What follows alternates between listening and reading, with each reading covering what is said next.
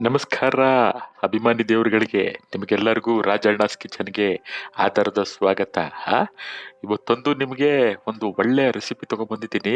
ಮೆಂತ್ಯ ಸೊಪ್ಪಿನ ಗೊಜ್ಜು.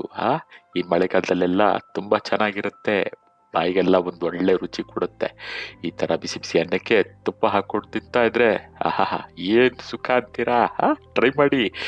ಇದನ್ನ ಮಾಡುವಂತಹ ವಿಧಾನ ನೋಡಿ. ಈ ತರ ಟೊಮೆಟೊ ಹಣ್ಣು, ಸ್ವಲ್ಪ ಉದ್ದಿನಬೇಳೆ, ಹುಣಸೆ ಹಣ್ಣು, ಸ್ವಲ್ಪ ಸಾಸಿವೆ, ಜೀರಿಗೆ, ನಮ್ಮ ಬ್ಯಾಡಗಿ ಮೆಣಸಿನಕಾಯಿ ಇವನ್ನೆಲ್ಲ ತಗೊಂಡು, ಆಮೇಲೆ ಸ್ವಲ್ಪ ಈ ಥರ ಈ ಮೆಂತ್ಯ ಸೊಪ್ಪನ್ನ ಚೆನ್ನಾಗಿ ತೊಳೆದಿಟ್ಕೊಳ್ಳಿ. ಮಣ್ಣು ತುಂಬ ಇರ್ತದೆ, ನೋಡ್ಕೊಂಡು ತೊಳ್ಕೊಂಬಿಡಿ. ಆಮೇಲೆ ಸಣ್ಣಕ್ಕೆ ಹೆಚ್ಕೊಂಡು, ಆಮೇಲೆ ಸ್ವಲ್ಪ ಟೊಮೆಟೊ ಹಣ್ಣು, ಆಮೇಲೆ ಈ ತೆಂಗಿನ ತುರಿ ಎಲ್ಲ ಇಟ್ಕೊಂಬಿಡಿ. ಈಗ ಹೇಗೆ ಮಾಡೋದಂತ ನೋಡೋಣ ಬನ್ನಿ.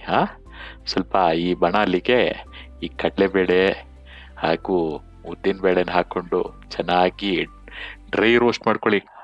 ಒಣವಾಗಿ ಚೆನ್ನಾಗಿ ಕೆಂಪಾಗೋ ತನಕ ಹುರ್ಕೋಬೇಕು. ಈ ತರ ಹುರ್ಕೊಂಡಾದ್ರ ಮೇಲೆ ಅದಕ್ಕೆ ಸ್ವಲ್ಪ ಜೀರಿಗೆ, ಈ ಅಜೀರ್ಣ ಆಮೇಲೆ ಇಂಡೈಜೆಷನ್ ಅಂತಾರಲ್ಲ, ಅವೆಲ್ಲ ಇದ್ದವ್ರಿಗೆಲ್ಲ ತುಂಬಾ ಒಳ್ಳೇದಿದ್ದು ಜೀರಿಗೆ ಹಾಕೊಳ್ಳಿ. ಘಮ ಪರಿಮಳನೂ ಕೊಡುತ್ತೆ. ಅದ್ರ ಜೊತೆಗೆ ಈ ನಮ್ಮ ಕರ್ನಾಟಕದ ಹೆಮ್ಮೆ ಬ್ಯಾಡಗಿ ಮೆಣಸಿನ್ಕಾಯಿನೂ ಹಾಕೊಳ್ಳಿ. ನಿಮ್ಮ ಖಾರ ಎಷ್ಟು ಬೇಕು ಅದನ್ನ ನೋಡ್ಕೊಂಡು ಹಾಕೊಳ್ಳಿ, ಜಾಸ್ತಿ ತಿನ್ನಕ್ ಹೋಗ್ಬಿಡ್ರಪ್ಪ. ಗೊತ್ತಲ್ಲ ನಿಮ್ಗೆ. ಆಮೇಲೆ ಈ ತರ ನೋಡಿ ಕೆಂಪಗೆ ಹುರ್ಕೊಂಡು ಒಂದು ಮಿಕ್ಸಿಗೆಲ್ಲಾನು ಹಾಕೊಳ್ಳಿ. ಸ್ವಲ್ಪ ತೆಂಗಿನ ತುರಿ ಹಾಕೊಂಡು ಚೆನ್ನಾಗಿ ನುಣ್ಣಗೆ ರುಬ್ಕೊಂಬಿಡಿ, ಆಯ್ತಾ. ನೋಡಿ ಹೀಗೆ ಸ್ವಲ್ಪ ನೀರು ಹಾಕೊಳ್ಳಿ. ಆಮೇಲೆ ಈ ಹದಕ್ಕೆ ಅದನ್ನ ರುಬ್ಬಿಟ್ಕೋಬೇಕು. ಈಗ ಮುಂದೆ ಅದನ್ನ ಮಾಡೋ ಪ್ರಕ್ರಿಯೆ ನೋಡೋಣ ಬನ್ನಿ. ಒಂದು ಬಾಣಲಿಗೆ ಸ್ವಲ್ಪ ಎಣ್ಣೆ ಹಾಕೊಳ್ಳಿ. ಆಮೇಲೆ ಸಾಸಿವೆ ಚಟಪಟ ಅನ್ಬೇಕು. ಚಟಪಟ ಅಂದ್ರ ಮೇಲೆ ಅದಕ್ಕೆ ಸ್ವಲ್ಪ ಕರಿಬೇವು ಹಾಕೊಳ್ಳಿ. ಅದು ಆರೋಗ್ಯಕ್ಕೆ ತುಂಬಾ ಒಳ್ಳೇದು. ಕರಿಬೇವು ಅಂತೂ ಮಿಕ್ಸ್ ಮಾಡ್ಲೇಬಾರ್ದು, ಆಯ್ತಾ. ತುಂಬಾ ಮಜಾ ಕೊಡುತ್ತೆ ಇದು. ನೋಡಿ ಇಷ್ಟೊತ್ತಿಗೆ ನಿಮಗೆ ಕಮನೆ ಪರಿಮಳ ಬರುತ್ತೆ. ಆದ್ರೆ ಆ ಕಮನ ಪರಿಮಳನ ಇನ್ನೂ ಜಾಸ್ತಿ ಮಾಡೋಕ್ಕೆ ನಮ್ ಹಿಂಗಿದೆಯಲ್ಲ, ಬಂದೇ ಬಿಟ್ರು ನೋಡಿ ಅಲ್ಲಿ ಹೆಂಗ್ ಹಾಕಿದ್ರು. ತುಂಬಾ ಚೆನ್ನಾಗಿರುತ್ತೆ. ಈಗ ಕತ್ತರಿಸಿರುವಂತ ಈ ಮೆಂತ್ಯ ಸೊಪ್ಪನ್ನ ಹಾಕೊಂಡು ಚೆನ್ನಾಗಿ ಬಾಡಿಸ್ಕೋಬೇಕು. ಯಾಕಂದ್ರೆ ಅದ್ರೊಳಗೆ ಈ ಕಹಿ ಅಂಶ ಇರುತ್ತಲ್ಲ, ಅದ್ರ ಜೀವಕ್ಕೆ ತುಂಬಾ ಒಳ್ಳೇದದು. ಈ ತರ ಚೆನ್ನಾಗಿ ಬಾಡಿಸ್ಕೊಳ್ಳಿ. ಆಮೇಲೆ ಈ ಟೊಮೆಟೊ ಹಣ್ಣು ಹಾಕೊಂಡು ಚೆನ್ನಾಗಿ ಬಾಡಿಸ್ಕೊಳ್ಳಿ. ಈ ಟೊಮೆಟೊ ಹಣ್ಣು ತುಂಬಾ ಒಳ್ಳೆ ಹುಳಿ ಸಿಹಿ ಒಳ್ಳೆ ಒಂದು ಇದು ಕೊಡುತ್ತೆ. ಏನಂತಾರೆ, ಸ್ವಾದ ಕೊಡುತ್ತೆ ಈ ನಮ್ಮ ಮೆಂತ್ಯ ಸೊಪ್ಪಿನ ಕೊಚ್ಚಿಗೆ.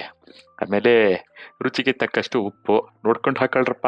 ಈ BP ಇದ್ದವರೆಲ್ಲ, ಆರೋಗ್ಯ ತುಂಬಾ ಇಂಪಾರ್ಟೆಂಟ್ ಅಲ್ವಾ.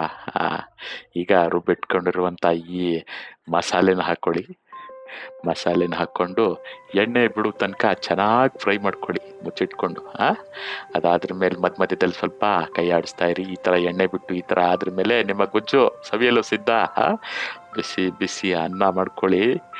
ಆಮೇಲೆ ಆ ಗೊಜ್ಜನ್ನ ಅದ್ರ ಮೇಲೆ ಹಾಕಿ ತುಪ್ಪ ಹಾಕಿ ತಿಂತಾ ಇದ್ರೆ ಏನಂತೀರಾ, ಮಚಾನೋ ಮಚಾ. ಟ್ರೈ ಮಾಡ್ತೀರಾ ಅಂತ ಅನ್ಕೊಂಡಿದೀನಿ ನೀವು ಈ ರೆಸಿಪಿನ. ಆಮೇಲೆ ಇದು ಹೇಗಾಗಿತ್ತು ಅಂತ ಹೇಳಿ. ಇದೇ ತರ ಇನ್ನೂ ಜಾಸ್ತಿ ರೆಸಿಪಿಗಳು ನಿಮಗೆ ಬೇಕು ಅಂತ ಹೇಳಿದ್ರೆ ರಾಜಣ್ಣಸ್ ಕಿಚನ್ಗೆ ಅದೇನೋ ಅಂತಾರಲ್ಲಪ್ಪ, ಲೈಕು ಸಬ್ಸ್ಕ್ರೈಬು ಮಾಡ್ಬಿಡ್ರಿ. ನಿಮ್ಗೆ ಹೇಗೆ ಅನ್ಸುತ್ತೆ ಅಂತ ಕಮೆಂಟಲ್ಲೂ ತಿಳಿಸ್ಬಿಡಿ. ನಿಮ್ಮ ರಾಜಣ್ಣ ನಿಮ್ಗೋಸ್ಕರ ಕಾಯ್ತಾ ಇರ್ತಾರೆ. ಧನ್ಯವಾದ.